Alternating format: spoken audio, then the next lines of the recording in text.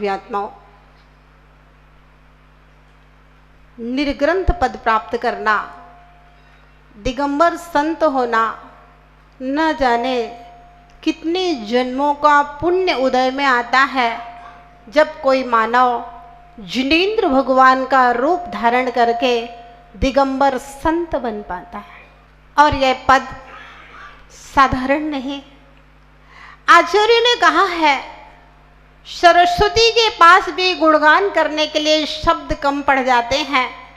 गणधर भी अगर इस निर्ग्रंथ पद का गुणगान करने के लिए बैठे तो भी उसका पार नहीं पाते हैं। क्योंकि आप लोग जो कह रहे हैं कि तरुण सागर जी महाराज शब्दों से बोलते थे, लेकिन जिनवाणी कहती है कि सिर्फ शब्दों से नहीं, अपने आचरण चर्या चारित्र सबसे बोला करते। मूर्तिमेव मोक्ष मार्ग मवाक विसर्गम बप्सा निरूपयंतम। ये दिगंबर संत मोक्ष मार्ग की मूर्ति रूप निरंतर अपने उपदेशों से सत्य अहिंसा अपरिग्रह का 24 घंटे संदेश दिया करते थे। यह निर्ग्रंथ पद भगवान महावीर के द्वारा कहा गया है। यह निर्ग्रंथ पद आगम और पुराणों में गाया गया है। यह निर्ग्रंथ दिगंबर मुद्रा से मोक्ष प्राप्त होता है। यही दिगंबर मुद्रा, निर्ग्रंथ मुद्रा संसार में जन जन के लिए विश्वास का कारण थी। सिर्फ तरुण सागर ही नहीं, मुझे लगता है दुनिया में बहुत सारे ऐसे प्रवक्ता होंगे जो तरुण सागर जैसा बोलना जानते होंगे, लेकिन तरुण सागर जी महाराज एक निर्ग्रंथ संत थे, इसलिए उनकी बात को पूरी दुनिया ने सुना, सराहा और स्वीकार किया। ध्यान रहे, निर्ग्रंथ की महिमा को गाने के लिए शब्दकोश में शब्द कम पड़ जाते हैं। निर्ग्रंथ की महिमा को कहने के लिए आवाज भी कम पड़ जाती है।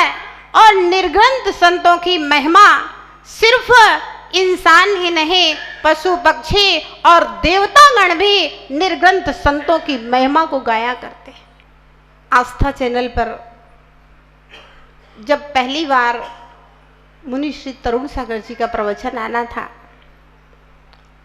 तो लोगों ने कहा कि नग्न साधु का प्रवचन टीवी में नहीं आ सकता है।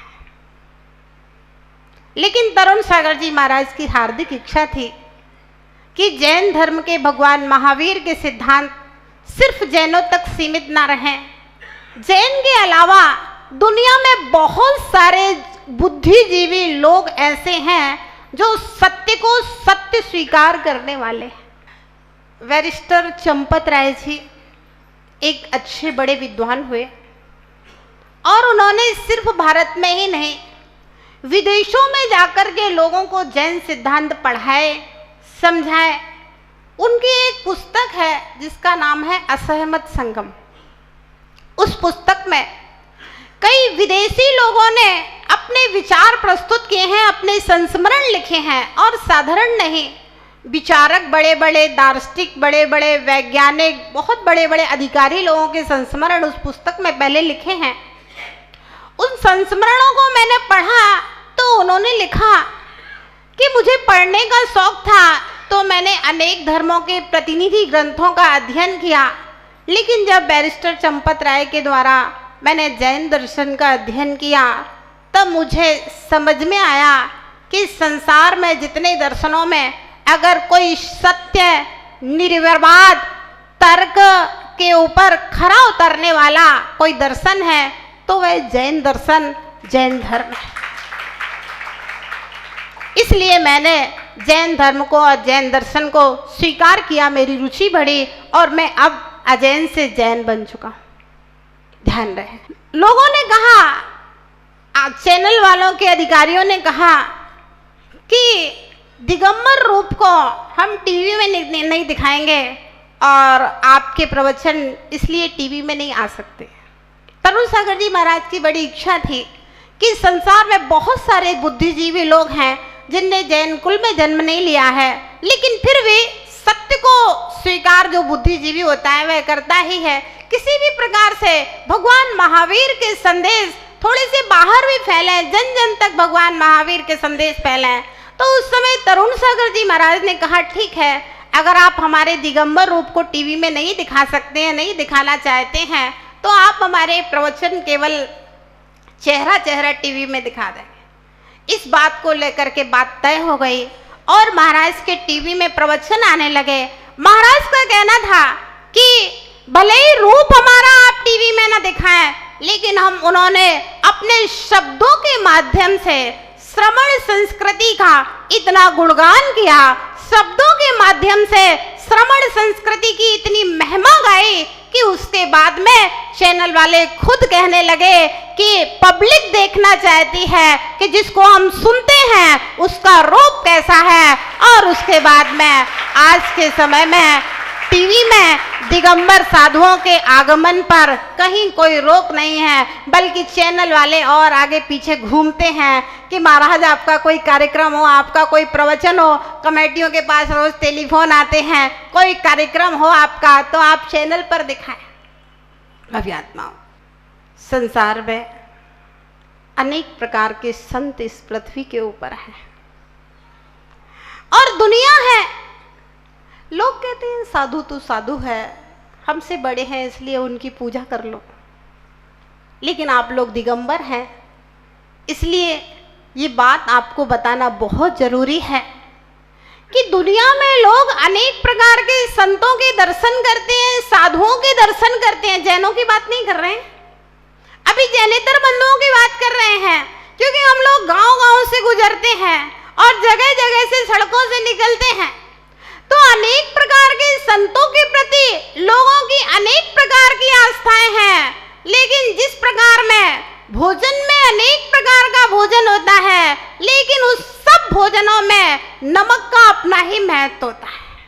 जिस प्रकार से बहुत सारे रत्न होते हैं, लेकिन उन रत्नों में हीरे का एक अपना ही महत्व होता है। बहुत सारी वस्तुएं इस संसार में होती हैं, लेकिन फिर भी ताजमहल का अपना प्रभाव है। बहुत सारे पर्वत हैं, लेकिन सुमेरु पर्वत अपने आप में विशिष्ट है। इसी प्रकार से संसार में दुनिया भर के संत होते हैं, लेकिन जन जन की श्रद्धा में दिगंबर संतों का एक अपना अलग ही महत्व है। और वह महत्व मुनिश्री तरुण सागर जी ने जन जन के दिमाग में अपने कड़वे प्रवचन, अपने उपदेशों के माध्यम से प्रदान किया है, उसका प्रभाव है। एक बार रति और कामदेव दोनों संसार भ्रमण के लिए निकले हुए थे और एक दिगंबर संत जंगल में खड्गासन मुद्रा में कायोत्सर्ग में लीन थे। रति ने कामदेव से कहा, स्वामी, आप तो कहते थे कि तीनों लोगों के प्राणियों के ऊपर हमारा साम्राज्य है, मैं तीनों लोगों के ऊपर शासन करता हूं। ये कौन व्यक्ति है जो नग्न इस प्रकार से आंख बंद करके खड़ा हुआ है? कामदेव ने हाथ जोड़ लिए। उस समय बोले, रति, ये बिल्कुल सत्य है कि तीनों लोगों के ऊपर मेरा शासन है, तीनों लोक में मेरा साम्राज्य फैला हुआ है, लेकिन तीनों लोगों के अनंत प्राणियों में एकमात्र ये दिगंबर संत हैं जिनके ऊपर मेरा प्रभाव नहीं चलता है, जे हमेशा अपनी आत्म साधना में लीन रहा करते हैं। भव्यात्माओं, ऐसे दिगंबर रूप को धारण करना, दिगंबर संत बनना अपने आप में बहुत बहुत बड़े आश्चर्य की बात है। तरुण सागर जी महाराज कहा करते थे कि मेरी 4 दिन की जिंदगी के 4 सपने हैं। मेरी 4 दिन की जिंदगी के 4 सपने हैं। पहला सपना ये कि भगवान महावीर की वाणी जन जन तक पहुँचे और उन्होंने अपने सपने को साकार किया। दूसरा सपना ये था कि मैं दिल्ली के लाल किले से पूरे राष्ट्र को संबोधित करूं। उन्होंने अपना दूसरा सपना भी साकार किया। तीसरा सपना था कि मैं सेना और सेना के अधिकारियों को संबोधन प्रदान करूं। और कर्नाटक में जाकर के उन्होंने लगभग 3000 सैनिकों को और बहुत सारे सेना के अधिकारियों को एक साथ संबोधन प्रदान किया। तीसरा सपना भी उन्होंने साकार किया। उनका चौथा सपना था कि मैं लोकसभा और विधानसभाओं में जाकर के वहां पर रह रहे लगभग 10,000 खूंखार प्राणियों को संबोधन प्रदान करूं, क्योंकि अगर ये लोकसभा और विधानसभा में बैठे हुए 10,000 लोग सुधर जाएंगे तो 10 करोड़ की भारतीय जनता आपो आप और रातों रात सुधर जाएगी।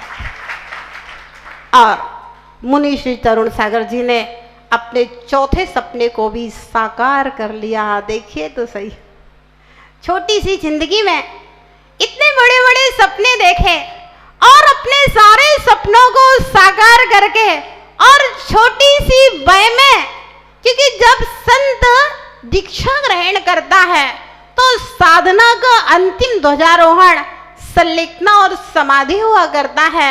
कब बुढ़ापा आएगा कौन जानता है, लेकिन तरुण सागर जी महाराज ने तरुण अवस्था में ही जिन धर्म को धारण करने का अंतिम लक्ष्य, अंतिम तप कलश संलेखना, और वह भी लगभग 10-12 दिगंबर संतों के बीच में सानिध्य में नमोकार महामंत्र सुनते सुनते, और वह भी प्रातः काल लगभग 3:15 बजे, जो कि सामायिक का काल होता है, भगवान तीर्थंकर की दिव्य ध्वनि खिलने का काल होता है, उस समय में महाप्रयाण किया।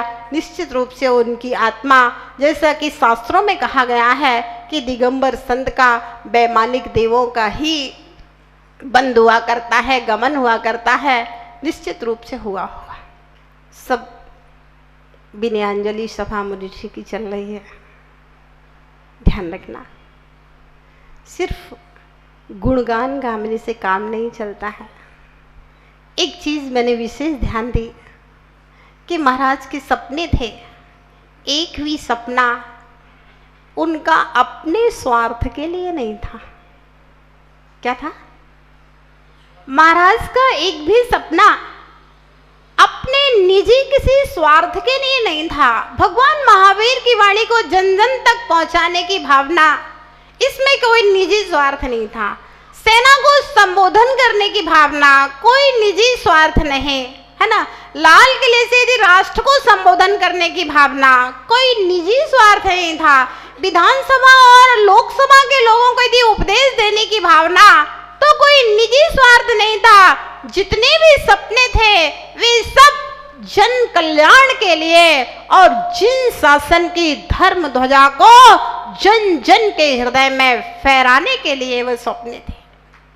भव्यात्माओं, सपना तो हर इंसान देखता है। आप भी सपने देखते हो। कौन से सपने देखते हो? बेटा मेरा कलेक्टर बन जाए, बेटा मेरा डॉक्टर बन जाए, बहुत बड़ी कोठी हो, बहुत बड़ा बंगला हो और बहुत धन संपत्ति बढ़ जाए।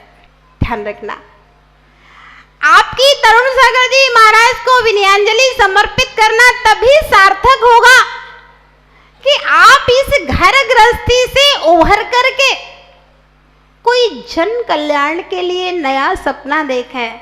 बेटे को, ठीक है, महाराज उतने बड़े थे, वो अपने ढंग से सपने देखते थे। आप छोटे हैं तो आप अपने ढंग से सपने देखिए। जो समाज के वरिष्ठ लोग हैं वे समाज को आगे बढ़ाने के सपने देखें। आज यहाँ पर सूरत समाज के जितने भी गणमान्य लोग हैं, नंद किशोर जी वगैरह वगैरह, लगभग सभी मंदिरों के प्रतिनिधि, नेतृत्व करने वाले लोग उपस्थित हैं। एक बात आप सबके बीच में कहना थी, मेरे मन में आई थी, और आज ऐसा नियोग है कि सब लोग एक साथ उपस्थित हैं। आप लोग भी एक सपना देखिए। इतना बड़ा सूरत जैन समाज है, मुझे लगता है कि पूरे इंडिया का कोई भी ऐसा गांव, कोई भी ऐसा प्रांत, कोई भी ऐसा शहर नहीं होगा जिस स्थान के लोग सूरत में प्रवास ना करते हो। हर जगह के लोग सूरत में निवास करते हैं। और जैन धर्म का एक जो महापर्व पर्युषण पर्व आने वाला है, और पर्युषण पर्व के बाद आपको मालूम है कि क्षमावाणी पर्व आता है, और उस क्षमावाणी का संबंध सिर्फ जैनों से ही नहीं है। क्षमावाणी पर्व भगवान महावीर का जन जन का पर्व है। और हम सिर्फ अपने मंदिर तक और मंदिर की कमेटी और मंदिर के जो पार्टी पे लिखे हुए लोग रहते वहां तक सीमित ना रहे। कम से कम वर्ष में एक पर्व क्षमावाणी का ऐसा हो जिसमें जैन कोई नहीं अजैन लोगों को भी ये संदेश पहुंचे कि कितना बड़ा दिगंबर जैन समाज सूरत में रहा करता है। अगर एक साथ कम से कम ज्यादा नहीं, एक सभा यदि साल में क्षमावाणी की एक पूरे दिगंबर जैन समाज की सभा हो और सब लोग आपस में क्षमा पड़ा का भाव, क्योंकि यह सिर्फ तरुण सागर का नहीं, यह भगवान महावीर का संदेश है और हम महावीर के अनुयायी हैं। हमारे भी कुछ दायित्व बनते हैं समाज के का नेतृत्व करने वाले होने के कारण से। बहुत बड़ा काम नहीं है, साधारण सा काम है, ये सब संभव है। कलकत्ता हम लोगों का प्रवास हुआ, सन 2007 का चातुर्मास हुआ। वहां पर भी पर्युषण महापर्व के बाद जो उपवास करने वाले को जुलूस निकलता है उसी में क्षमावाणी होती है, और सकल दिगंबर जैन समाज का बच्चा बच्चा उस कार्यक्रम में, उस पर्युषण पर्व के अंतिम भोज में वहां पर उपस्थित होता है। हजारों लोगों का भोजन एक साथ होता है। कोटा जैन समाज में मेरे 2 वर्षायुग संपन्न हुए सन 2000। कुछ कुछ ऐसे पुण्यात्मा जीव होते हैं जिनके सपने साकार हो जाया करते हैं, और जब वे आगे चलते हैं तो पूरी दुनिया उनके पीछे चला करती है। ऐसे ही युग पुरुष महापुण्यात्मा हुए तरुण सागर जी महाराज।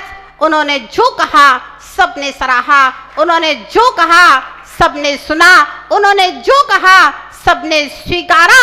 जैन ही नहीं, जैनेतर बंधु भी उनके दीवाने होकर स्टेशनों पे और कहां पर लोग तो अपनी किताबें देते हैं, फिर भी लोग लेकर के इधर रख देते हैं, लेकिन जिनकी पुस्तकें खरीदी जाती हैं जैन ही नहीं जैनेतर भी खरीदा करते हैं। ऐसे मुनि श्री तरुण सागर जी ने जैन समाज को जैनेतर बंधुओं के सामने, देश और राष्ट्र के साथ में सामने गौरवान्वित किया है। और यह जैन समाज, साधु समाज, श्रमण संस्कृति उनके उपकारों को भूला नहीं पाएगा। अंत में मुनि श्री तरुण सागर जी के चरणों में मेरा पुनः पुनः बारंबार नमोस्तु हो। हे भगवान, मुझे भी पुरुष पर्याय की प्राप्ति होकर दिगंबर रूप धारण करके संलिग्न समाधि और अरहंत सिद्ध अवस्था को प्राप्त करो। जय बोलिए महावीर भगवान की।